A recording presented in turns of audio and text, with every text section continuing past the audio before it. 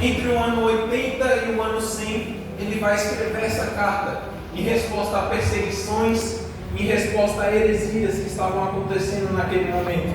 Heresias essa que se destaca, o gnosticismo, que começou mais para o final do primeiro século e que quase dizimou a igreja por causa dessas heresias. E também perseguições, até porque dentro dessa época havia um imperador chamado Nero. Ele era o imperador de Roma e esse homem era um homem muito ruim. Ele era um imperador muito ruim. Ele odiava os cristãos, porque o imperador ele exigia que todos adorassem a ele, todos prestassem culto a ele. Mas sempre quando um cristão ia para a igreja, ia para o cenáculo, ia para algum ambiente espiritual, o único que era adorado naquele lugar não era o imperador, mas era Deus. Eles se negavam a adorar o imperador. E ele já tinha raiva dos cristãos. É por isso que vai acontecer um dia em que por 7 dias vai queimar a cidade de Roma. A cidade principal romana vai pegar fogo. E muitos dizem que era culpa de Nero. E Nero era um homem tão ruim que dizem que enquanto a cidade queimava, ardia em chamas, ele ia assistir a cidade queimando, pegava uma lira e começava a tocar, porque ele era uma pessoa muito ruim. Ele ia na cobertura da sua casa, via tanta gente sofrendo, morrendo, com seu comércio sendo queimado pelo fogo, e ele tocava a lira, não estava nem aí, mas com medo do povo atacar ele precisava de um bode expiatório para culpar, e ele vai culpar os cristãos que ele tanto odiava. Os cristãos, eles estavam sendo perseguidos, eles estavam sendo mortos, eles estavam sendo assassinados por causa do Evangelho, só por causa da pregação do Evangelho. Então João vai escrever o Evangelho de João, falando para o povo: olha, não se preocupem, existe um Deus que se fez carne, sofreu por vocês. Então essa leve e momentânea tribulação vai dar um peso de glória para vocês. Se ele sofreu por vocês e o reino dele não é nessa terra, então sofram também por ele. Era isso que João queria falar para o povo, porque hoje em dia é muito fácil ser crente. Você vem no culto sem nenhuma perturbação. A única coisa que às vezes te impede de ir para o culto é o cansaço, é a Netflix, é a novela, é muitas coisas. Naquele momento eles não podiam ir para o culto, porque se eles fossem pegos, o soldado chegava no pescoço dele com uma espada e falava: se você não negar o seu Deus, eu mato a tua família na tua frente. E te pergunto de novo: vai negar seu Deus? Mata a família dele e ele ainda não nega. Então tá, eu vou te matar agora. É muito fácil ser crente hoje em dia, mas antes eles eram totalmente perseguidos por causa do Evangelho. Mas é nesse contexto que João vai escrever o seu Evangelho, para fortalecer os irmãos, para lembrar que existe um Deus que sofreu por eles, se fez carne, morreu e ressuscitou. E hoje nós sofremos por ele, mas nós temos uma morada celestial no céu. O Evangelho de João ele é diferente de todos os evangelhos escritos atrás dele. Mateus, Marcos e Lucas vão escrever com uma perspectiva diferente. Mateus, ele vai escrever o seu evangelho para os judeus, porque os judeus entendiam da palavra e esperavam alguém que viria como Messias. Então Mateus vai explicar para os judeus, de acordo com a palavra, que Jesus era realmente o Messias que deveria vir. Tudo que Jesus falava, tudo que Jesus fazia, Mateus falava, é para que se cumprisse a Escritura, é para que o profeta que profetizou acontecesse o que ele falou. Então ele prega sobre um servo sofredor, um Messias que sofre para os judeus. Já Marcos vai escrever para um Jesus, sobre um Jesus que serve. Marcos, os seus leitores e ouvintes eram romanos e gentios. Os romanos e gentios, eles tinham uma ideia, principalmente os romanos, de que eles eram os maiorais, eles não serviam ninguém. Os romanos tinham muitos escravos, e eles eram os maiores imperadores de todo o planeta Terra. Mas Marcos vai mostrar para aqueles que tanto se acham, que tanto tem o nariz em pé, vai mostrar que veio um Messias, um Deus que serve, que serviu, e não que foi o imperador, mas que serviu. Lucas, ele vai escrever o seu evangelho para Teófilo, e ele vai mostrar detalhadamente como um exímio pesquisador sobre um Jesus que é homem. Então Mateus ele escreve sobre o Messias que serve para os judeus, Marcos ele escreve sobre um Messias que sofre, e Lucas prega sobre o Messias que é homem. Mas João, ele vai quebrar todos os paradigmas que aconteceram atrás dele. Ele vai começar o evangelho dele dizendo que Jesus não é um servo, não é um sofredor, não é um homem, mas ele é Deus. No início era o verbo, e o verbo era Deus, e o verbo se fez carne e habitou entre nós. Essa é a tese principal do evangelho de João. Jesus é Deus. A divindade de Deus é real. E para ele provar essa tese, ao longo de todo o seu evangelho, ele vai falar sobre duas coisas que Jesus fez, duas provas que Jesus era Deus. Ele vai provar pelos sinais, repita comigo, sinais. E pelas palavras. João ele vai falar sobre 7 vezes que Jesus falou, eu sou Deus, e sobre 7 sinais que Jesus fez.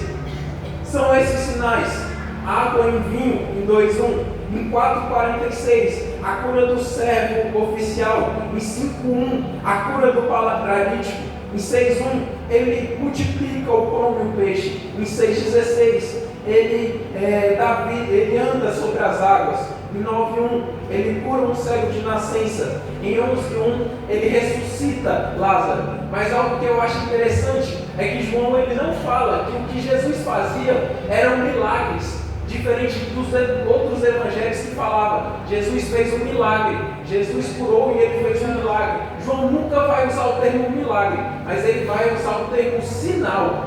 Por que ele vai usar o termo sinal em vez de milagre? Ora, o milagre é quando você recebe a autoridade de cima para fazer algo que é impossível para os homens aqui na terra. Elias e Eliseu fizeram milagres quando ressuscitaram pessoas dos mortos. Os profetas fizeram milagres quando viram algo que não aconteceu, receberam a autoridade de cima para falar em nome do Senhor.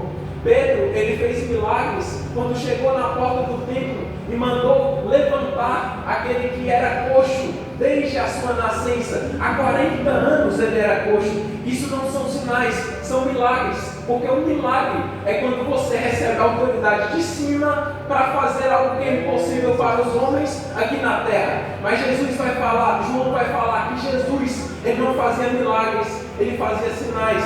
Milagre é quando você recebe a autoridade de cima e faz algo na terra. Mas o sinal é quando o dono da autoridade desce na terra e manifesta a sua presença. É quando o dono da autoridade desce na terra e manifesta a sua presença.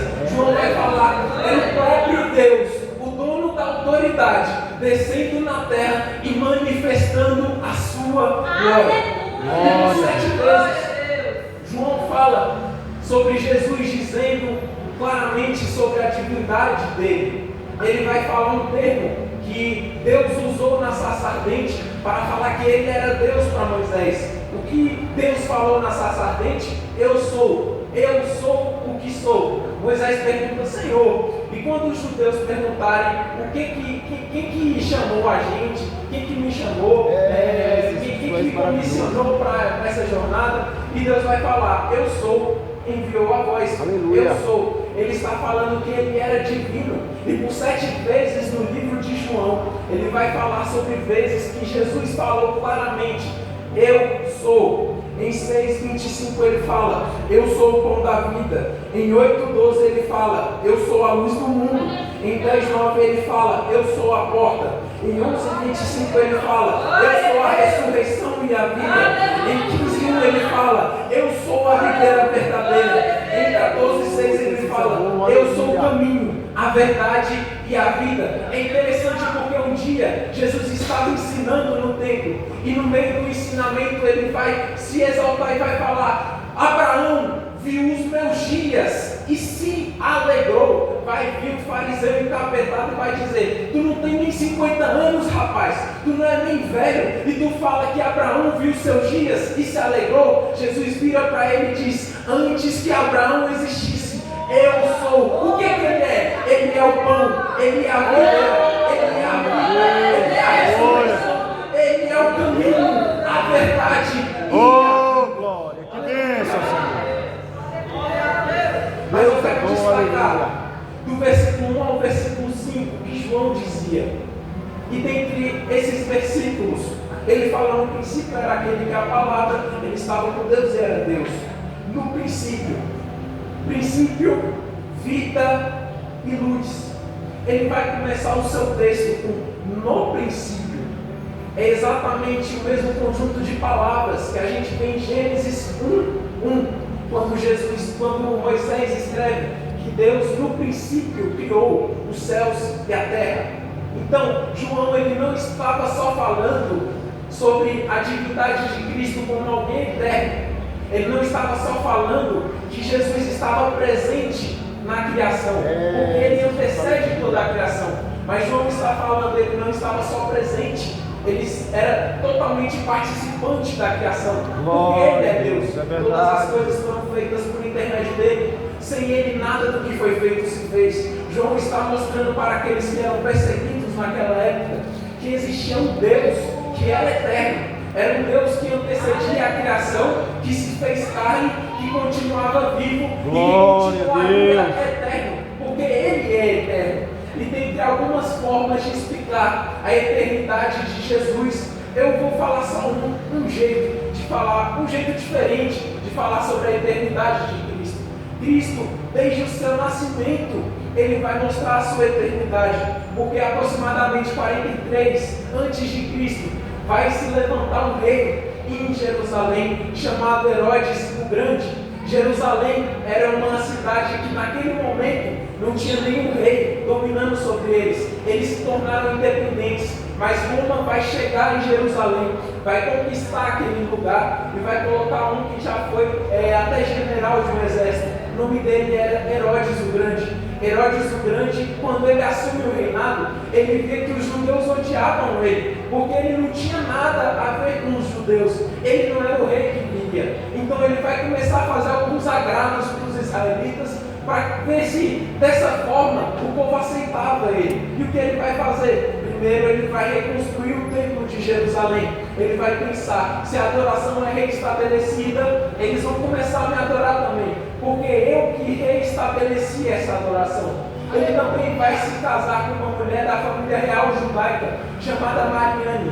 Mariane vai ter filhos com Herodes o Grande, mas não me entenda mal e não pense que Herodes era um homem bom, ele não era. Herodes era um homem totalmente paranoico. Aristóbulo, que era o seu cunhado, irmão de Mariane, ele vai levantar como sumo sacerdote do templo, mas ele vai ver que Aristóbulo estava começando a ser muito influente, ele estava começando a ter muito nome. Ele vai ter medo de Aristóbulo se levantar contra ele e de tomar o trono. Então, na sua paranoia, ele destitui Aristóbulo do cargo de sumo sacerdote e mata ele afogado.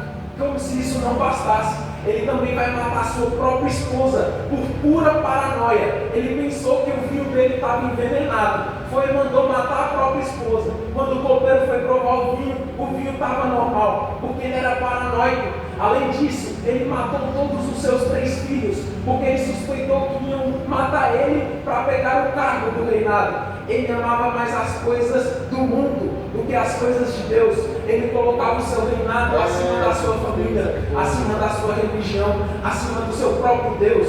Ele valorizava mais a sua paranoia do que a sua própria família. Então, se vinha um judeu que falava que ele suspeitava que ia tomar o trono, ele matava. Se a família dele era suspeita de tomar o trono, ele matava também. Ele matava todo mundo. Mas um dia ele mexeu com a pessoa errada. Um dia ele mexeu com o dono da autoridade.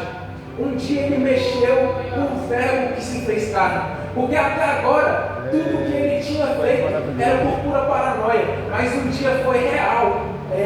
o perigo dele perder o reinado, porque chegaram 3 reis magos nele e falaram que esse Herodes, a gente veio adorar Jesus, o rei dos judeus. Ele vai pensar, que negócio é esse? Porque ele quer destituir eu do meu trono? Quem é esse rei dos judeus? Até então ele tinha matado por paranoia, agora ele queria matar por pura realidade.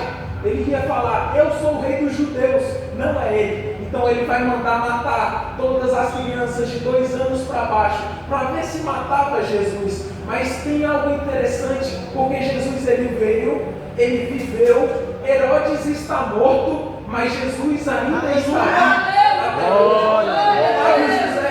Flávio José diz que Herodes naquele mesmo ano, naquela mesma época, ele morreu com úlceras abertas, com vermes comendo a carne dele, porque ele podia matar quem ele quisesse, mas o verbo vivo, que é o dono da vida, ele não podia matar. Marcos, o que você está querendo dizer com isso? É que Deus é eterno, porque desde o princípio, Abraão, Isaac e Jacó poderiam ter morrido, Moisés morreu, os reis e profetas morreram, os apóstolos morreram, Allan Kardec pode ter morrido, Hitler pode ter morrido, todos podem morrer, mas Jesus não morre, porque Ele é eterno, porque passarão céus e terra, mas a palavra de Deus não vai passar. Glória a Deus, aleluia. Jesus, tu és Não vai falar que Jesus é eterno.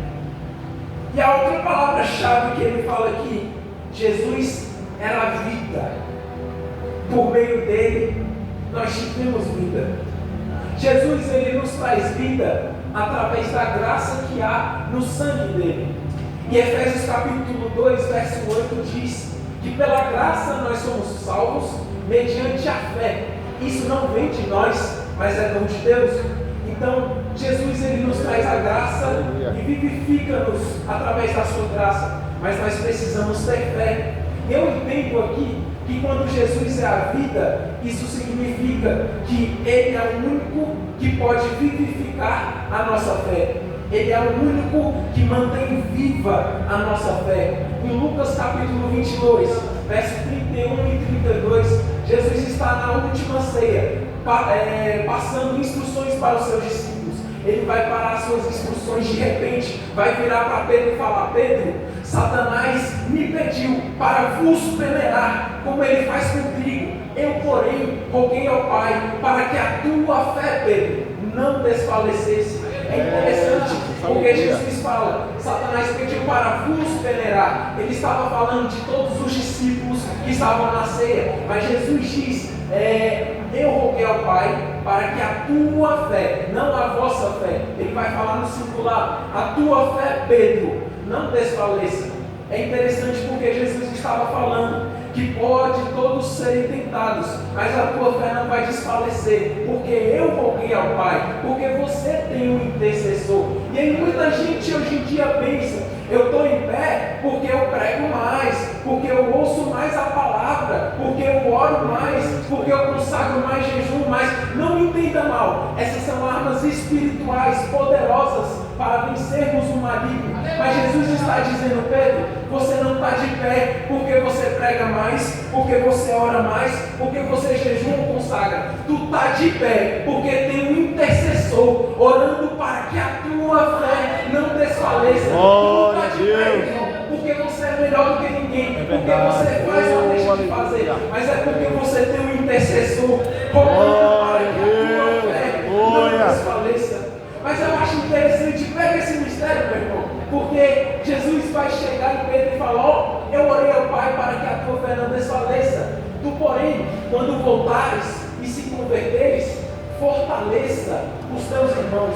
É interessante porque Jesus está falando para Pedro que a sua fé, Pedro, não vai desfalecer pela graça, porque eu estou intercedendo. Os seus irmãos podem desfalecer, mas você estará de pé só pela graça. Mas eu vou usar você para fortalecer os seus irmãos.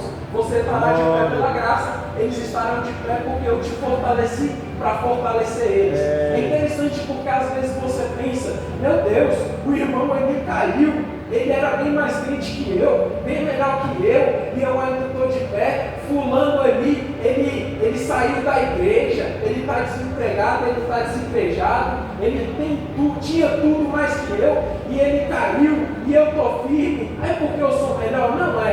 É porque Jesus, pela graça, está te dando vida para que você venha vivificar aquele que está morto. É Jesus, pela graça, te mantendo de pé para que você venha levantar aqueles que estão caídos. É Jesus, pela graça, intercedendo por você, para que você venha interceder pelos outros. Glória a Deus, aleluia. Oh, glória. Mas por último, João vai destacar a luz. É interessante porque ele vai dizer: nele estava a vida, e a vida era a luz dos homens. A luz brilha nas trevas, e as trevas não a conheceram. É interessante porque a luz brilha nas trevas. E você não vê em nenhum evangelho Jesus falando: você, cristão, é o pão. Você, cristão, é a videira verdadeira. É a ressurreição e a vida. Jesus não fala isso. Mas ele fala: vocês são luz. Vocês são a luz do mundo. É interessante porque Jesus se autodenomina: eu sou a luz do mundo. E por que ele coloca o cargo que ele tem em nós? É simples. A lua, ela não tem luz própria, mas ela reflete aquilo que o sol traz. Nós não temos luz própria, nós refletimos aquilo que Jesus é. A estrela da manhã reflete nas nossas vidas e a gente reflete. Aleluia. Glória a Deus. Porque nós, como luz, brilhamos nas trevas. Não é a treva que brilha na luz, mas é a luz que brilha na treva. Porque Jesus nos chamou para refletir aquilo que Ele é, não o que nós somos. Mas muitos hoje em dia estão querendo brilhar nas trevas e ele não tem luz. E aí, quando chega na treva, ele começa a escurecer mais do que antes tinha. Mais escuro do que antes era. Aquele que era para ser a luz começa a escurecer tudo. Aquele que era para ser a luz no seu trabalho começa a falar piadas imorais. Aquele que era para ser a luz no seu colégio começa a escurecer tudo mais do que era. Jesus nos chamou para sermos a luz. Glória a Deus. Mas é interessante, irmão Getúlio, sabe por quê? Jesus, como a luz, ele vai falar em João: a luz brilha nas trevas e as trevas não a conheceram. Em outras palavras, em outras traduções, as trevas não a derrotaram. As trevas não derrotaram a luz. Sabe por quê? Satanás pensa bem assim: olha, se o irmão Getúlio está de pé porque ele tem um intercessor, significa que se o intercessor dele não estiver vivo, o irmão Getúlio cai. E por mais de 2 dias, Jesus ficou embaixo da terra, morto embaixo da terra. E aí as trevas pensaram: agora que não tem luz, irmão Getúlio cai. Mas é interessante porque Marcos capítulo 16, verso 1, vai dizer que Salomé, Maria mãe de Tiago e Maria Madalena vão em direção ao sepulcro, a luz que estava embaixo das trevas. Chegando lá, elas foram para embalsamar o corpo, mas o corpo não estava mais lá. A pedra do sepulcro Glória a estava Deus. Maria Madalena vê 2 anjos. Um anjo vira para ela e fala: Maria, o que você está fazendo aqui? A quem procuras? Maria fala: estava aqui o corpo do meu mestre, só que o corpo do meu mestre subiu. Aonde colocaram o corpo do meu mestre? Então o anjo ele vai virar para Maria e vai mostrar para Maria. Eu conjecturo que o anjo pensou bem assim: Maria, você teria mais êxito procurando a Jesus na tua própria casa, teria mais sucesso procurando Jesus em volta do jardim que a gente está, mas no sepulcro não. Por quê? Porque sepulcro é lugar de morto e o teu mestre não está morto, porque procuras dentre os mortos aquele que vive eternamente, não está aqui, mas já ressuscitou. O teu intercessor está vivo, irmãos. O teu intercessor está vivo. O teu intercessor está vivo. Obrigado.